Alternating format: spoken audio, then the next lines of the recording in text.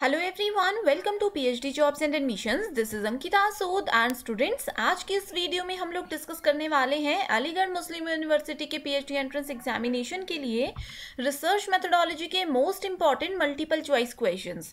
तो अच्छे से इस वीडियो को देखिएगा। यहाँ पे जो क्वेश्चंस मैं आप लोगों को बताने वाली हूँ उसी के बेसिस पे एक क्वेश्चन मैं आपको एक्सरसाइज के लिए दूंगी। अच्छे से इन क्वेश्चंस को समझिएगा, हो सकता है एग्जाम में एज इट इज क्वेश्चंस भी पूछे जाएं। इसी के साथ स्टूडेंट्स, आप लोगों को ये भी पता होना चाहिए कि एएमयू के पीएचडी एंट्रेंस एग्जामिनेशन में आपके पेपर पैटर्न को दो सेक्शंस में डिवाइड किया जाता है, that is section A and section B. Section B जो है ये तो स्टूडेंट्स इजीली कर लेते हैं क्योंकि ये अपना सब्जेक्ट से रिलेटेड होता है। बात करते हैं सेक्शन ए की, ये होता है सभी स्टूडेंट्स के लिए कॉमन। एंड सेक्शन ए में से 40 क्वेश्चंस पूछे जाते हैं जिसमें कि रिसर्च मेथोडोलॉजी, रीजनिंग, इस तरह के क्वेश्चंस आते हैं, लेकिन मेजर फोकस जो है वो सिर्फ रिसर्च मेथोडोलॉजी पर ही रहता है। इसी के साथ अब बच्चों को यहाँ पे ये क्वेरीज आती हैं कि रिसर्च मेथोडोलॉजी की वो कैसे तैयारी करें। तो स्टूडेंट्स, मैं आप लोगों को बता दूं कि यहाँ पे पासिंग मार्क्स आप लोगों को 50% चाहिए, यानी कि अगर आप लोग सिर्फ और सिर्फ सेक्शन ए की भी अच्छे से तैयारी करके जाते हो तो भी आप लोग इस एग्जाम को इजीली क्वालिफाई कर सकते हो। एंड अब इस एग्जाम में सिर्फ 4 to 5 डेज बाकी हैं, सो इतने कम समय में कैसे इसकी तैयारी करनी है ये मैं आप लोगों को बताती हूँ। आप सभी को यहाँ पे ये पता होना चाहिए कि इस एंट्रेंस एग्जामिनेशन में जितने भी फैकल्टीज़ हैं सभी के लिए सेक्शन ए जो है वो कॉमन है, लेकिन सभी के सिलेबस में माइनर से डिफरेंसेस होते हैं। सो हम आपके लिए लेकर आए हैं faculty wise complete and comprehensive course, वो भी बिल्कुल गारंटी के साथ। तो यहाँ पे आप लोग देख सकते हो कि अगर आप लोग फैकल्टी ऑफ एग्रीकल्चर साइंसेज से बिलोंग करते हो तो आप लोगों को उसी सिलेबस के अकॉर्डिंग यहाँ पे 59 video lectures, 47 PDF files and 19 test मिल जाएंगे। सो इन कंप्लीट कोर्स में हम आपको देते हैं फुल सिलेबस वीडियो लेक्चर्स। ये बिल्कुल अपडेटेड वीडियो लेक्चर्स है, इसमें हर एक चीज़ को हम रियल लाइफ एग्जाम्पल के साथ आपको बताते हैं एंड ऐसे ट्रिक्स बताते हैं जो कि एग्जाम के साथ साथ इंटरव्यू प्रोसेस में भी आपकी हेल्प करते हैं। साथ ही हम आपको देते हैं फुल सिलेबस मॉक टेस्ट, यानी कि पेपर 1 के सेक्शन ए के जितने भी टॉपिक्स हैं सभी पे सेपरेट मॉक टेस्ट आपको मिलता है, full syllabus notes and 1000+ MCQs in the form of PDF। तो स्टूडेंट्स, ये 1000 MCQs जो हैं इसमें हमने most important, most repeated and most expected questions को कवर किया है। एंड हमारे प्रीवियस बैच के स्टूडेंट्स का ये कहना है कि 40 में से 30+ क्वेश्चंस जो हैं वो हमारे इसी कंटेंट से एज इट इज़ पूछे गए थे। तो अब मैं बताती हूँ कि आपको इसकी तैयारी कैसे करनी है। आप लोगों को क्या करना है, ये जो 4 to 5 डेज अभी बाकी हैं इसमें अगर आप लोग ये 1000 MCQs को भी 2 से 3 बार रिवाइज कर लेते हो या 2 से 3 बार सिर्फ ओवरव्यू सा भी अगर क्वेश्चंस का ले लेते हो तो भी आप इस एग्जाम को क्वालिफाई कर सकते हो। ये बिल्कुल गारंटीड क्वेश्चंस हैं। एंड यहाँ पे देख सकते हो जो भी फैकल्टी है आपकी उसके सिलेबस के अकॉर्डिंग आपको यहाँ पे कंप्लीट कोर्स मिलेगा। अब मैं बताती हूँ कि कैसे इस कोर्स को आपको एक्सेस करना है। इसके लिए आप लोगों को सबसे पहले डिस्क्रिप्शन बॉक्स में एक लिंक मिल जाएगा, ये लिंक है हमारे ऐप ग्लोबल ऑनलाइन का। ये लिंक पे क्लिक करते ही बिल्कुल फ्री में आप लोग इस ऐप को डाउनलोड कर सकते हो। ऐप डाउनलोड करने के बाद आपको जाना होगा स्टोर सेक्शन पे। स्टोर सेक्शन में जाने के बाद आपको यहाँ पे सर्च बार नज़र आएगा, ये लिखा हुआ है AMU, ठीक है। सर्च बार में आप लोग जैसे ही AMU लिखते हो डायरेक्ट आप लोगों को ये कोर्स नज़र आ जाएगा। इस कोर्स की फ़ी है सिर्फ और सिर्फ 599। तो स्टूडेंट्स, ये बहुत कम फ़ी है एंड ये गारंटीड कोर्स है। मैं गारंटी देती हूँ कि 5 डेज़ में भी अगर आप अच्छे से पढ़ते हो तो डेफिनेटली इस एग्ज़ाम को क्वालिफाई कर सकते हो। इसको कोर्स को यहाँ पर आप देख सकते हो, ओवरव्यू जो भी आप लोगों को अभी मैंने बताया। इसके बाद आप लोग जैसे ही कंटेंट सेक्शन पे क्लिक करते हो यहाँ से कंप्लीट कोर्स आप लोगों को मिल जाएगा। सो आप लोग इसके लिए स्क्रीन पर दिए गए नंबर पर व्हाट्सएप के थ्रू भी कांटेक्ट कर सकते हो। जैसे ही स्टूडेंट्स आप लोग कांटेक्ट करते हो विद इन 15 मिनट्स आप लोगों को इस कंप्लीट कोर्स का एक्सेस मिल जाएगा। तो ये बिल्कुल ईजी टू एक्सेस ऐप है एंड आप लोगों को ये गारंटी के साथ हम कोर्स देते हैं, तो जल्दी से इसको ज्वाइन कर लीजिए। एंड ये कोर्स ना सिर्फ AMU बल्कि किसी भी यूनिवर्सिटी के PhD एंट्रेंस एग्जामिनेशन में अगर रिसर्च मेथोडोलॉजी पूछा जाता है तो उसमें भी आपकी हेल्प करेगा। तो आते हैं अपने क्वेश्चंस पे। तो पहला क्वेश्चन है, which of the following statement is correct. ठीक है, 4 स्टेटमेंट्स दी है, हम लोगों को यहाँ से करेक्ट स्टेटमेंट फाइंड आउट करनी है। Objectives of research are stated in first chapter of the thesis, यानी कि जो भी हम लोग रिसर्च करने वाले हैं, हमारे रिसर्च का जो मेन ऑब्जेक्टिव है उसको थीसिस के पहले चैप्टर में हम लोग मेंशन करते हैं। दूसरे ऑप्शन में बोला गया है researcher must possess analytical ability. ठीक है, रिसर्चर क्या करते हैं, जो भी उनकी एनालिटिकल एबिलिटीज होती है उसको पोजेस करते हैं। यहाँ पे variability in the source of problem, यानी कि प्रॉब्लम का जो सोर्स है उसमें वेरिएबिलिटी होनी चाहिए, वेरिएबल्स होने चाहिए। ठीक है, and all of the above. ठीक है, सो करेक्ट स्टेटमेंट यहाँ पे पूछी गई है। आप लोगों को मैंने बताया है कि हमेशा एग्जाम में रिसर्च की बेसिक डेफिनेशन, रिसर्च की बेसिक कैरेक्टरिस्टिक से क्वेश्चन जरूर आते हैं, तो ये भी एक इंपॉर्टेंट क्वेश्चन है। ठीक है, इसका राइट आंसर है option number D, that is all of the above. ठीक है, क्यों है ये तीनों स्टेटमेंट्स करेक्ट? यहाँ पे देखो, ऑब्जेक्टिव हमेशा फर्स्ट चैप्टर में बताया जाता है, ये तो मैंने आपको फर्स्ट वीडियो में भी बता दिया था। दूसरा है रिसर्चर जो है उसको अपनी एनालिटिकल एबिलिटी को यूज करना है। अब जैसे एक प्रॉब्लम में हम फंस गए हैं, उस प्रॉब्लम का सॉल्यूशन ढूंढने के लिए ऐसा तो नहीं है कि हम एक ही ट्रिक ट्राई करेंगे और सॉल्यूशन मिल जाएगा।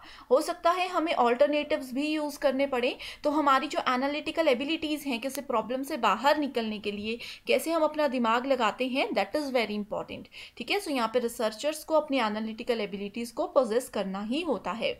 नेक्स्ट है कि जो भी सोर्स ऑफ द प्रॉब्लम है उसको, उसमें वेरिएबिलिटी होनी चाहिए। ठीक है, वेरिएबल साइजेस के प्रॉब्लम्स हमें अगर होंगे, उसका सोर्स हम लोगों को ढूंढना है, that is very important. And ये तीनों चीज़ें जो है ये रिसर्च की बेसिक डेफिनेशंस ही हैं। ठीक है, सो आई होप ये क्वेश्चन आप लोगों को क्लियर है। नेक्स्ट क्वेश्चन पे आते हैं, research can be classified as. तो रिसर्च को कैसे क्लासिफाई किया जाता है, यानी कि रिसर्च के टाइप्स कौन कौन से होते हैं, यहाँ पे वही क्वेश्चन पूछा गया है।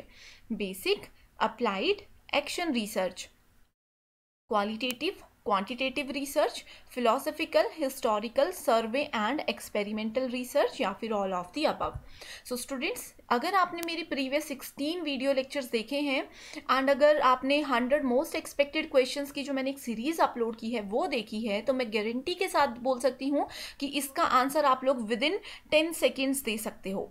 ठीक है, सो इसका राइट आंसर क्या होगा? Option number D, that is all of the above. So ये जितने भी नाम ऊपर मेंशन किए गए हैं ये सभी रिसर्च के टाइप्स होते हैं, इनको आप लोग याद कर लीजिए।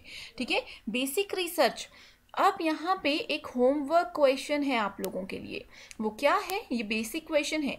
ठीक है, यहाँ पे एक रिसर्च का नाम दिया गया है बेसिक रिसर्च।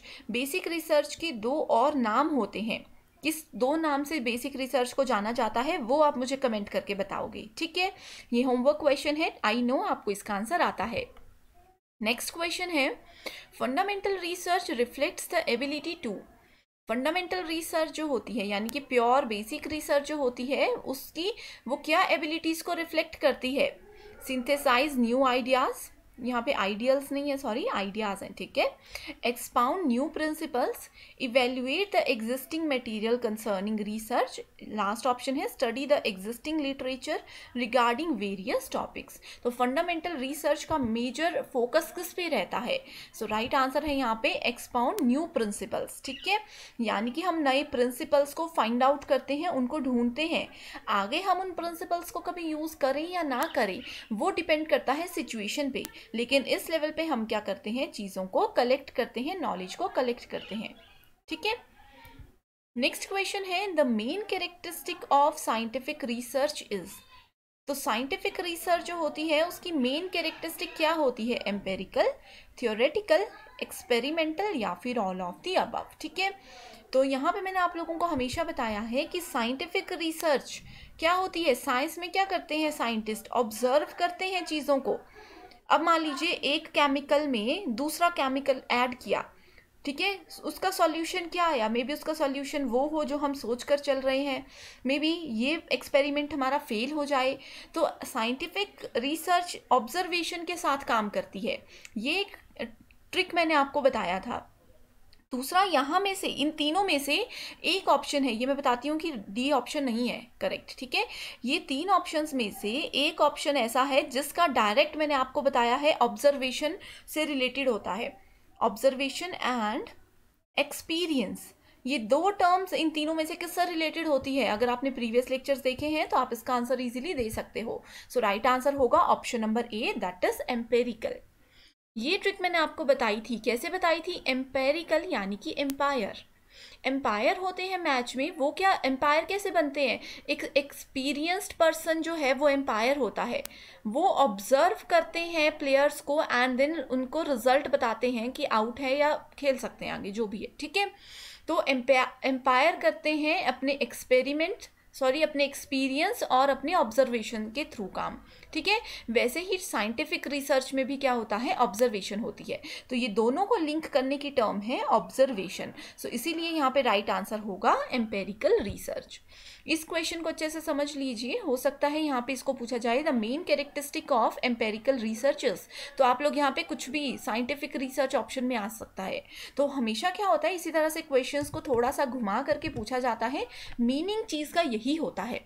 अब ये क्वेश्चन आपने समझ लिया ना अगर, तो किसी भी क्वेश्चन में अगर आपको ऑब्जर्वेशन, ठीक है, एक्सपीरियंस, एम्पेरिकल या फिर साइंटिफिक, ये 4 टर्म्स नजर आ जाएं तो आप आंसर इजीली दे सकते हो। लास्ट क्वेश्चन है, a researcher attempts to evaluate the effect of method of feeding on anxiety proneness of children, which method of research would be appropriate for this, ठीक है। एक रिसर्चर है, वो बच्चों में एंजाइटी प्रोननेस से रिलेटेड जो इफेक्ट्स हैं, जो चीज़ें हैं, उसको मतलब इवेल्युएट करने की कोशिश कर रहे हैं। तो इस केस में रिसर्चर क्या मेथड यूज़ करेंगे, कौन सा एक अप्रोप्रिएट मेथड होगा जो एक रिसर्चर को यूज़ करना चाहिए? सो यहाँ पे ऑप्शंस हैं, case study, experimental method, ex post facto method या फिर सर्वे मेथड, ठीक है। सो राइट आंसर होगा option number C, that is ex post facto method. अब एक्स पोस्ट फैक्टो मेथड क्या होता है ये बताने का भी ट्रिक मैंने आपको बताया है। पोस्ट का मतलब होता है बाद में, ठीक है, प्री का मतलब होता है पहले, इतना तो आप लोगों को पता होगा, राइट। सो एक्स पोस्ट फैक्टो यानी कि कोई इंसिडेंट हो गया, रिसर्चर को पता ही नहीं लगा कि कोई इंसिडेंट हो गया, जब वो इंसिडेंट पूरा हो गया उसके बाद हमको पता लग रहा है, that is called x post facto. यानी कि कोई प्रॉब्लम हो गई है, पूरी तरह से प्रॉब्लम में हम फंस चुके हैं, उसके बाद हमें पता लग रहा है कि ओहो ये प्रॉब्लम हो गई। तो इस तरह की प्रॉब्लम से बाहर निकलने के लिए हमेशा x post facto method use किया जाता है। अब यहाँ पे ये राइट आंसर क्यों है? क्योंकि एक चिल्ड्रन है, कुछ बच्चे हैं जो कि एंजाइटी प्रोननेस में घुस चुके हैं, जो कि इस चीज़ को फेस कर रहे हैं, ठीक है। प्रॉब्लम यानी कि हो चुकी है, अब उस प्रॉब्लम से बाहर निकलना है, इसलिए एक्स पोस्ट फैक्टो मेथड यहाँ पे हम यूज़ करेंगे। अगर यहाँ पे क्वेश्चन में ऐसा दिया होता ना कि कोई बच्चे हैं जो कि एंजाइटी प्रोननेस में अभी जा रहे हैं, फर्स्ट स्टेज है या उनको फील हो रही है ये चीज़ें, तो शायद यहाँ पे आंसर एक्स पोस्ट फैक्टो नहीं होता, ठीक है। सो आई होप ये डिफरेंस आप लोग अभी समझ चुके हो, ठीक है। सो ये थे आज के 5 क्वेश्चंस। अब इन्हीं के बेसिस पे एक आता है हमारा exercise question. So exercise question ये है, which of the sets of activities best indicate the cyclic nature of action research strategies, ठीक है। सो ऑप्शंस दिए हैं यहाँ पे, 4 चीज़ें हैं यहाँ पे, रिफ्लेक्ट, ऑब्जर्व, प्लान, एक्ट, सभी ऑप्शंस में आपको यही दिखेगा। हमें बताना है फर्स्ट फेज क्या है, सेकंड कौन सा है, थर्ड कौन सा है एंड देन फोर्थ कौन सा है, ठीक है। सो अगर आप लोगों ने ये क्वेश्चन मतलब प्रीवियस वीडियोस देखी है तो आपको तो ये क्वेश्चन पढ़ने की भी ज़रूरत नहीं होती, आप लोग ऑप्शंस देख के बता देते डायरेक्ट कि क्या आंसर होता, ठीक है। सो ये है basically related to action research. So right answer क्या है वो आप मुझे कमेंट करके ज़रूर बताइएगा। अगर किसी तरह की कन्फ्यूजन है किसी भी तरह के क्वेश्चन में तो वो भी आप हमें कमेंट करके बता सकते हो, हमारी टीम डेफिनेटली आपकी हेल्प करेगी। इसी के साथ स्टूडेंट्स, लिमिटेड सीट्स बाकी हैं, बहुत कम समय बाकी है, तो जल्दी से इस नंबर पर कांटेक्ट करके आप लोग कोर्स को ज्वाइन कर लीजिए। मैं आपको गारंटी देती हूँ कि इन 5 डेज़ में भी आप लोग इस एग्ज़ाम को क्वालिफाई कर सकते हो। सो आज के लिए सिर्फ इतना ही। आई होप ये वीडियो आप लोगों के लिए हेल्पफुल रही है। Thank you so much and I wish you all the very best.